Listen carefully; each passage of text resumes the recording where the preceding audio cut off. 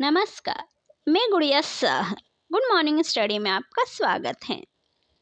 सक्षम महिलाओं को नहीं मांगना चाहिए अंतरिम गुजारा भत्ता, हाई कोर्ट ने कहा। दिल्ली उच्च न्यायालय ने कहा है कि कमाने की क्षमता रखने वाली योग्य महिलाओं को अपने पतियों से अंतरिम गुजारा भत्ते की मांग नहीं करना चाहिए। उच्च न्यायालय ने कहा कि कानून बेकार बैठे रहने को बढ़ावा नहीं देता।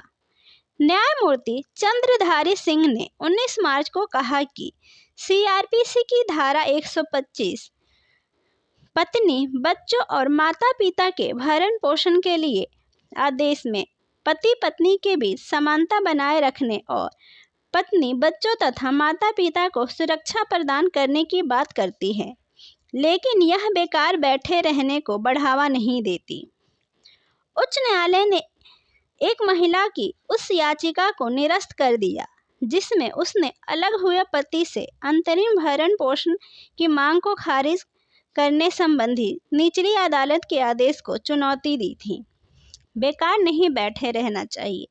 न्यायमूर्ति सिंह ने कहा, एक सुशिक्षित पत्नी जिसके पास अच्छी नौकरी का अनुभव हो, उसे केवल अपने पति से भरण पोषण पाने के लिए बेकार नहीं बैठे रहना चाहिए।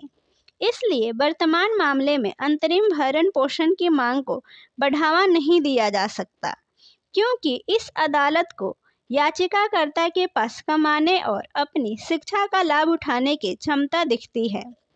हालांकि अदालत ने उससे आत्मनिर्भर बनने के लिए सक्रिय रूप से नौकरी तलाशने के लिए प्रोत्साहित किया और कहा कि उसके पास व्यापक अनुभव है तथा वह सांसारिक मामलों से परिचित है, जबकि अन्य अशिक्षित महिलाएं बुनियादी जीविका के लिए पूरी तरह से अपने पति पर निर्भर होती हैं।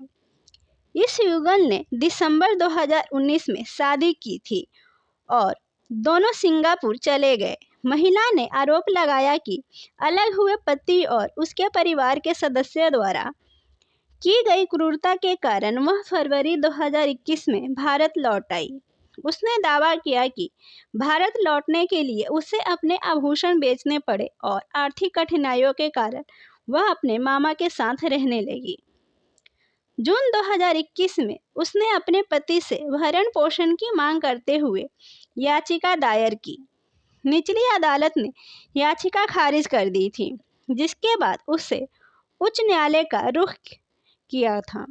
पुरुष ने इस याचिका का विरोध करते हुए कहा कि यह कानून का दुरुपयोग है, क्योंकि महिला उच्च शिक्षित है और कमाने में सक्षम है। उसने कहा कि महिला केवल बेरोजगारी के आधार पर भरण पोषण का दावा नहीं कर सकती। महिला को कोई राहत देने से इनकार करते हुए उच्च न्यायालय ने कहा कि वह यह समझ पाने में असमर्थ है कि स्वस्थ और योग्य होने के बावजूद उसने भारत लौटने के बाद से बेकार बैठे रहना चुना। अदालत ने पाया कि महिला के पास ऑस्ट्रेलिया से स्नातकोत्तर डिग्री है और वह शादी से पहले दुबई में अच्छी कमाई कर रही थी। निचली अदालत से सहमति जताते हुए उच्च न्यायालय ने कहा कि महिला ने दावा किया है कि वह बेकार नहीं बैठ सकती और वह नौकरी ढूंढने की कोशिश कर रही है, लेकिन उसने ना तो अपने दावे के समर्थन में कोई सबूत पेश किए और ना ही अपनी व्यावसायिक गतिविधियां फिर से शुरू की। ऐसी ही अन्य खबरों की जानकारी के लिए हमारे चैनल पर बने रहें। धन्यवाद।